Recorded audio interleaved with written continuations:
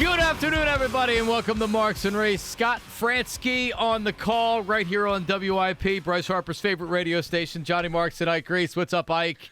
Johnny Marks, holla at your boy. Well, no one was surprised that Bryce Harper was hitting home runs last night. We talked about it on yesterday's show. A once-in-a-generation player in Philadelphia, and that was what a game last night. I mean, what a game. After that home run, it still kind of like, all right, we still need more runs. It was over after that home run. Now the Phillies need one more win to get out of this round, Ike. Mm-hmm. All right, so first of all, last night, Bryce Harper, excellent performance. Aaron Nola, which is who we should be talking about a lot today because he was excellent. He was excellent last night, and I mean, he gave the Phillies exactly what they needed. I wondered what kind of Nola was going to show up. He was good early. He gave up a couple runs, but he got you through the meat of what you needed to get through. So, all in all, a great night in South Philadelphia last night. Yeah, a game they had to have. And the fact that, they showed up. When Castellanos was talking about, they don't mind getting hit in the face because they know how to get back up. And I'm paraphrasing what he said, but I know he said something to that effect. And we talked about this with L.A. yesterday. That, the ending of Game 2 could have been demoralizing to some teams. But this team has been able to respond. This team, for the most part, has outplayed the Atlanta Braves in 3 games. I mean, they just have 27 innings. They probably outplayed the Atlanta Braves in 25, 24 of those innings. They have. Yeah. So they bounced back with supreme confidence last night. They were looking forward to that game last night. They were looking forward to being in front of this crowd, in front of their fans, and they delivered. They delivered. The Castellanos home run to tie the game up. I mean, those first couple of innings, you didn't know if Nola was going to be able to get very far in this game because there was some leakage there that he was able to get out of or what have you. But when the Castellanos home run happened and then Bryce gets up there and hits the three-run shot, yeah, it was pretty much a wrap at that point. But you never had that I know I didn't at least, and not until it got to like 7-1. You got to 7-1 and what have you. Then I got a little more comfortable in that the game was going to be over with because that Atlanta Braves lineup has the ability to explode at any moment. At any moment. 1927 Yankees, all that, yeah, that's real. That's real. So you're never really completely out of the game until that game is completely over with. But, man, the crowd, the confidence, the fact that the Braves at some point just threw the towel in and said, you know what, tonight ain't the night. And that was it. Now you got to do the hard part, closing out the team. Man, you're not kidding. This is the hard part. This is the hard part. The hard part is actually closing out the team. Yep. So they got to win this game tonight. Yep, and just like the desperation if the Phillies were down 2-1 right now, that's what's facing the Braves in Atlanta and their best starter, their 20-game winner, their Cy Young candidate, and it's going to be difficult tonight. And the Phillies, Jack said this before, and I was thinking the same thing, that once they got like 7, it was 8-1. It's like, all right, we're good. They keep blasting home runs, and it's like, all right, save some for tomorrow night, fellas. We don't need all the runs tonight, but it was fun. Now it's going to be tough. So teams leading 2-1 in a best of 5. The winning percentage is 72% to win the series. Teams that are leading 2-1 with Game 4 at home, it goes up to 79%. So and the Phillies historically now the best team in baseball history at Citizens Bank Park, 25-11 lifetime at Citizens Bank Park in the playoffs.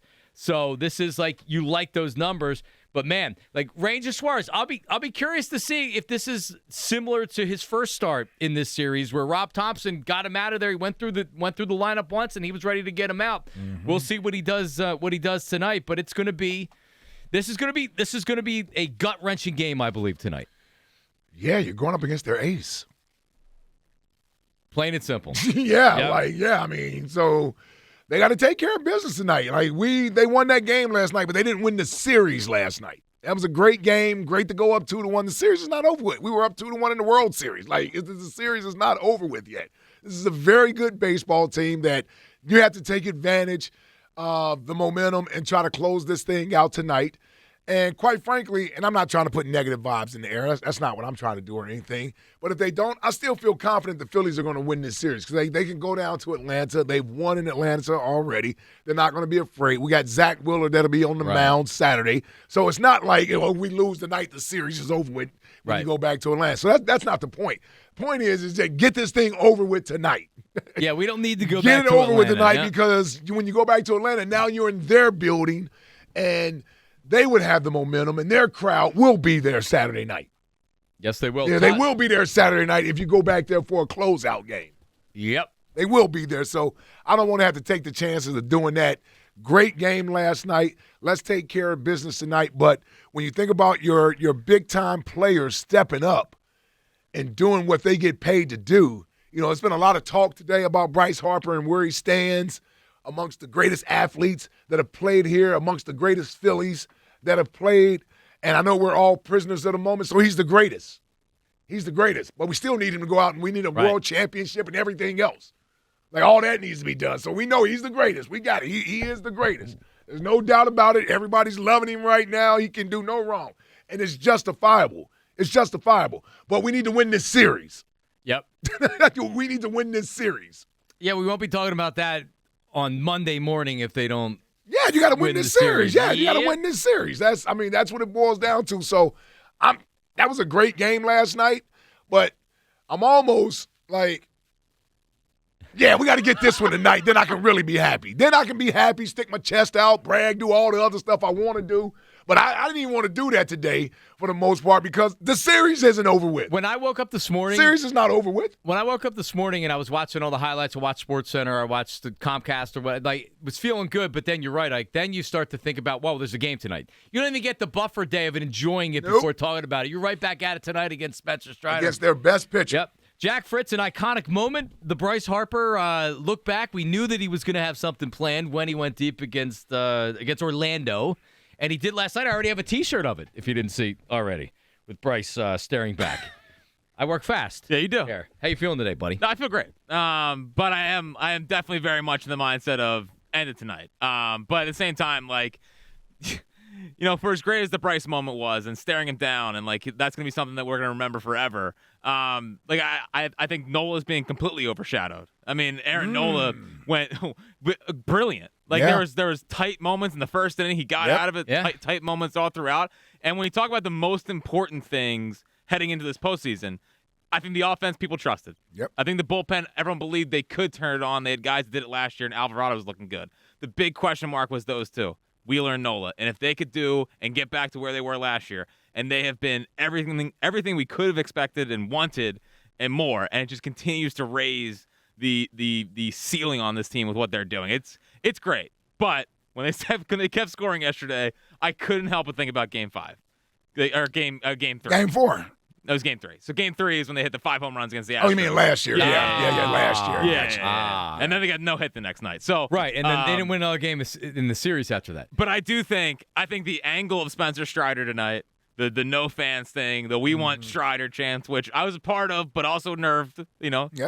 But yeah, everybody laid it on pretty thick last night, including the players, the fans, and everything else. So I hope everybody's ready tonight. Mostly because we know the fans are going to be ready. But yeah, I mean, it's like the Braves are going to be in pure, full desperation mode with their best starter on the mound, and it is going to be something. 215-592-9494. Your reaction, 215-592-9494.